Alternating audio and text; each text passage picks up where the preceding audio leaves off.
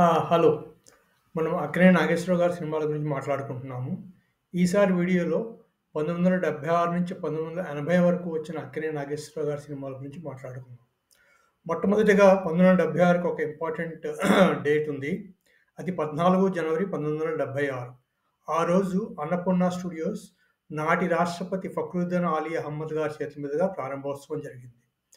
ఈ ఏడాది నిర్మాతగా నాగేశ్వరరావు గారు అన్నపూర్ణ స్టూడియోస్ బ్యానర్ మీద 4 సినిమాలు కూడా తీశారు ఈ 5 ఏళ్లలో.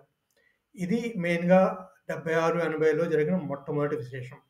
మొత్తం 5 ఏళ్లలోని రిలీజ్ అయిన సినిమాలు 22 సినిమాలు కలర్ సినిమాలు, 100 రోజులు ఆడిన 12 సినిమాలు.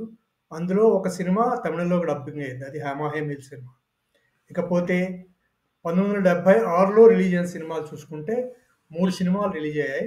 అందులో ఒకటి 100 రోజులు ఆడింది. మొట్టమొదటి సినిమా ఈ ఏడాది వచ్చిన 3 సినిమాలు చూసుకుంటే 'మహాకవి క్షాత్రయ్య', 'సెక్రటరీ', 'మహాత్ముడు'. 'మహాకవి క్షాత్రయ్య' అక్కినేని నాగేశ్వరరావు గారు బైపాస్ ఆపరేషన్ చేసుకొచ్చిన తర్వాత ప్రారంభించిన మొట్టమొదటి సినిమా.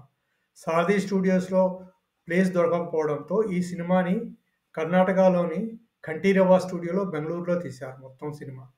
ఇది అంజలీదేవి గారి సొంత ప్రొడక్షన్ అంజలి పిక్చర్స్ బ్యానర్‌లో వచ్చిన సినిమా. సినిమా చాలా బావుంటుంది. పాటలు అన్నీ బావుంటాయి. 100 రోజుల సినిమా కాదు. యావరేజ్ సినిమాగా ఆడింది ఈ సినిమా. ఆ తర్వాత సినిమా రామానాయుడు గారి 'సెక్రటరీ'. ఈ సినిమా అన్నపూర్ణ స్టూడియోస్‌లో తయారైన మొట్టమొదటి సినిమా. జనవరి 14న క్లాప్ కొట్టుకున్న ఈ సినిమా ఏప్రిల్‌లో రిలీజ్ అయింది. ఈ సినిమా ఒక యదనపూడి సులోచనారాణి గారి నవల ఆధారంగా తీసిన సినిమా. చాలా బావుంటుంది సినిమా.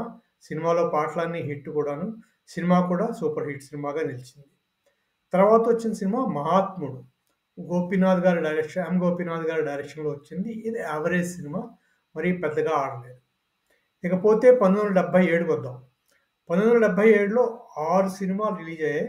అందులో 4 100 రోజుల సినిమాలు. మొదటి సినిమా 'చక్రధారి', తర్వాత 'ఆలుమగలు', 'బంగారు బొమ్మలు', 'రాజా రమేష్', 'చాణక్య చంద్రగుప్త', 'ఆత్మీయుడు'. మొదటగా 'చక్రధారి' సినిమా. ఈ సినిమాని శోభనాచల కృష్ణవేణి గారి కుమార్తె అనురాధాదేవి గారు నిర్మించారు. ఇది భక్తుడి పాత్ర. ముందుగా అక్కినేని నాగేశ్వరరావు గారు ఈ సినిమాలో నటించనని చెప్పి, తర్వాత కన్నడ సినిమా చూసిన తర్వాత ఈ సినిమాలో నటించడానికి అంగీకరించారు. ఈ సినిమా కూడా చాలా బాగుంటుంది. 100 రోజుల సినిమా.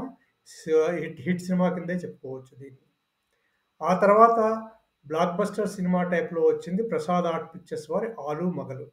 ఈ సినిమాలో ఏఎన్నార్, వాణిశ్రీ జంట. ఈ సినిమా సాంగ్స్ చాలా బావుంటాయి. సినిమా కూడా చాలా వినోదాత్మకంగా చాలా బాగా తీశారు.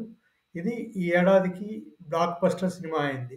ఎన్టీ రామారావు గారి సినిమా హవాలు జరుగుతున్న 1977లో ఏఎన్నార్ గారు బ్లాక్ బస్టర్‌గా నిలిచింది 'ఆలు మగల్' సినిమా. తర్వాత జగపతి ఆర్ట్ పిక్చర్స్ వారి 'బంగారు బొమ్మలు'. మంజుల హీరోయిన్‌గా వచ్చింది ఈ సినిమా. ఈ సినిమా కూడా సూపర్ హిట్ సినిమాగా నిలిచి 9 కేంద్రాల్లో 100 రోజులు ఆడింది. తర్వాత సినిమా 'రాజా రమేష్'. ఇది ఒక బెంగాలీ కథ ఆధారంగా తీశారు. ఇది యావరేజ్ సినిమాగానే నిలిచింది. వాణిశ్రీ హీరోయిను. ఎందుకంటే కొంచెం డిఫరెంట్‌గా ఉంటుంది స్టోరీ అంతా. మన సాధారణంగా మన తెలుగు ప్రజలకి అంతగా రుచించని కథలా అనిపిస్తుంది. అందుకే కొంచెం అడ్వాన్స్డ్ టైప్ ఆఫ్ స్టోరీ ఇది. అందుకనే ఆ రోజుల్లో పెద్దగా ఆడలేదనుకుంటా. కానీ యావరేజ్ సినిమా. ఫ్లాప్ అయితే మట్టుకు కాదు. ఆ తర్వాత వచ్చిన సినిమా నందమూరి రామారావు గారు, అక్కినేని నాగేశ్వరరావు గారు కలయికలో వచ్చిన 'చాణక్య చంద్రగుప్త'. ఈ సినిమాని నందమూరి తారక రామారావు గారి డైరెక్షన్‌లో వచ్చింది. ఈ సినిమాలో శివాజీ గణేషన్ కూడా అలెగ్జాండర్ కింద గెస్ట్‌గా నటించారు. ఈ సినిమా పెద్దగా అనుకున్నంతగా ఇద్దరు పెద్ద హీరోలు నటించిన సినిమాకి వచ్చే విజయం ఈ సినిమాకి రాలేదు. 100 రోజులు ఆడింది. We can say average. యావరేజ్‌గా ఆడిన సినిమాగా ఈ సినిమాని చెప్పుకోవచ్చు. ఆ తర్వాత వచ్చిన సినిమా 'ఆత్మీయుడు'. 'ఆత్మీయుడు' యావరేజ్ సినిమా ఈ ఏడాదికి. అలా చూసుకుంటే 1977లో అక్కినేనికి వచ్చిన 4 సినిమాల్లో 3 సినిమాలు చాలా బాగా ఆడి super hit and blockbuster కింద నిలిచాయి. 1978కి వద్దాం. ఈ సంవత్సరంలో 6 సినిమాలు రిలీజ్ అయ్యాయి అక్కినేని నాగేశ్వరరావు గారివి. అందులో 3 సినిమాలు 100 రోజులు ఆడాయి.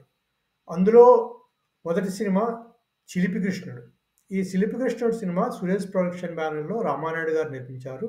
వాణిశ్రీ గారు కథానాయిక. సినిమా బావుంటుంది. వాణిశ్రీ గారు ద్విపాత్రాభినయం చేశారు ఈ సినిమాలో. ఈ సినిమా తర్వాత దాసరి నారాయణ ఈ సినిమా 100 రోజులు ఆడింది.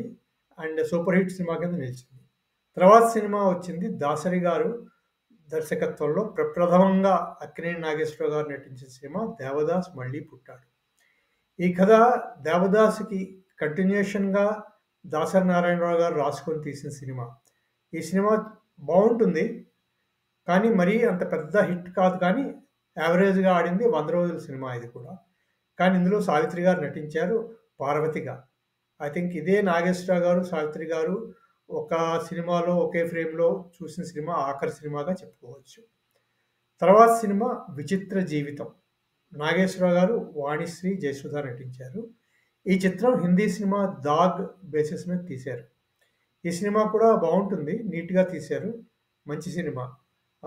Average cinema. 100 రోజులు ఆడలేదు కానీ యావరేజ్ 70, 80 రోజులు ఆడిన సినిమా ఇది కూడా. ఆ తర్వాత అన్నపూర్ణ స్టూడియోస్ బ్యానర్ మీద plus Jagapathi art banners picture మీద వచ్చిన సినిమా 'రామకృష్ణుడు'. ఎన్టీ రామారావు గారు, అక్కినేని నాగేశ్వరరావు గారు నటించారు. దీని వెనక కథ ఏమిటంటే, చాణక్య చంద్రగుప్త చేసినప్పుడు రామారావు గారు నాగేశ్వరరావు గారితో అన్నారు, మీరు అన్నపూర్ణ స్టూడియోస్ మీద సినిమా తీయండి, మేము డేట్లు ఇస్తామని చెప్పారట. ఆ బేసిస్ మీద అన్నపూర్ణ స్టూడియోస్కి అప్పటికి ఇంకా నాగేశ్వరరావు గారు ప్రొడక్షన్ మొదలెట్టలేదు. అందుకని చెప్పి జగపతి రాజేంద్ర ప్రసాద్ గారిని ఈ సినిమా తీయమని చెప్పి 2 బ్యానర్ల పేరు మీద ఆ సినిమాని ప్రెజెంట్ చేశారనమాట. అది రామకృష్ణుని వెనక జరిగిన కథ. మళ్ళీ ఈ సినిమా కూడా ఇందులో హీరోయిన్స్ జయసుధ, జయప్రద. నాగేశ్వరరావు గారి పక్కన జయప్రద. కానీ ఈ సినిమా కూడా ఇద్దరు పెద్ద నాయకులు నటించిన సినిమా రీతిగా ఆడలేదు. కానీ 8 కేంద్రాల్లో 100 రోజులు ఆడింది. అంచేత హిట్ కిందే చెప్పుకోవచ్చు ఈ సినిమాని కూడా. సో, బ్లాక్ బస్టర్ అయితే కాదు. ఆ తర్వాత మన సత్యం తీసిన సినిమా 'శ్రీరామ రక్ష'. ఈ సినిమాలో అక్కినేని నాగేశ్వరరావు గారు ద్విపాత్రాభినయం చేశారు. వాణిశ్రీ గారు, జయసుధ కథానాయకులు. సినిమా చాలా బావుంటుంది. Ghost based cinema. కానీ యావరేజ్‌గా ఆడింది. యావరేజ్‌గా వెళ్ళిన సినిమా కింద చెప్పుకోవచ్చు. మంచి సినిమా కిందే దీన్ని కూడా చెప్పుకోవచ్చు. ఆ తర్వాత మళ్ళీ దాసరి నారాయణరావు గారి డైరెక్షన్‌లో వచ్చిన సినిమా 'రావణుడే రాముడైతే'. ఈ సినిమాలో కొంచెము నెగెటివ్ టచ్ లాంటి పాత్రని ఎలా చూపించడం అనేది దాసరి నారాయణ గారు ప్రయత్నించారు. నాగేశ్వరరావు గారితో డిఫరెంట్‌గా చేద్దాం అనుకున్నారనుకుంటాను ఆయన. ఈ సినిమా కూడా యావరేజ్ సినిమా కిందే నిలిచింది. మరీ సూపర్ హిట్ సినిమా మట్టుకు కాదు. ఇకపోతే మనం 1979కి వచ్చేద్దాము. 1979లో నాగేశ్వరరావు గారు 3 సినిమాలు రిలీజ్ అయ్యాయి. అందులో ఒకటి 100 రోజులు ఆడింది. ఆ 3 సినిమాలు 'హేమాహేమీలు', 'ముద్దుల కొడుకు', 'అండమాన్ అమ్మాయి'. ఇందులో 'హేమాహేమీలు' సినిమా దేవదాస్ తర్వాత విజయ నిర్మల గారు, కృష్ణ గారు కలిసి నాగేశ్వరరావు గారితో తీసిన సినిమా. ఇది విజయకృష్ణ మూవీస్ బ్యానర్ మీద వచ్చిన సినిమా అనమాట. సినిమా బాగుంటుంది. కొంచెం యాక్షన్ బేస్డ్ సినిమా. నాగేశ్వరరావు గారు మళ్ళీ ద్విపాత్రాభినయం చేశారు ఈ సినిమాలో కూడా.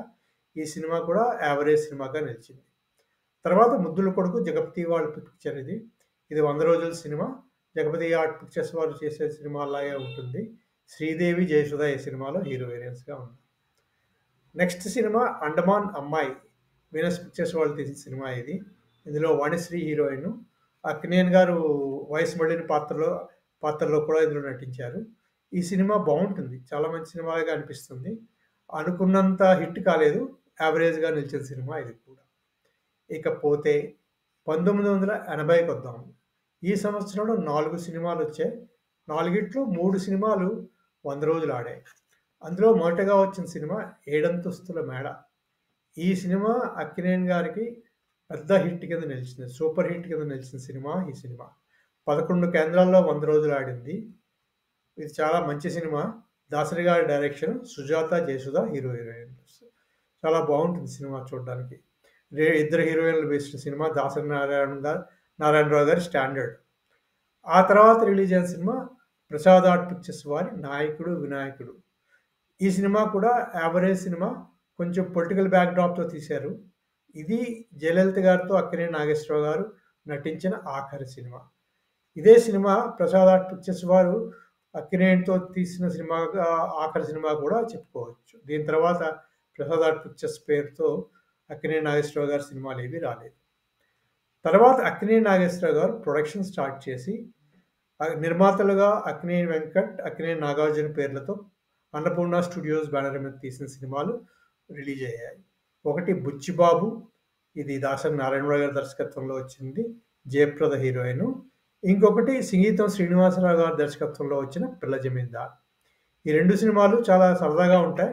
కొంచెం కామెడీ టైప్ సినిమాలు 2 కూడా హిట్ అయ్యాయి.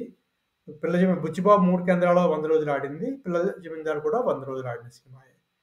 అదండి ఈ 5 సంవత్సరాల్లో అక్కినేని నాగేశ్వరరావు గారి సినిమాల డీటెయిల్స్.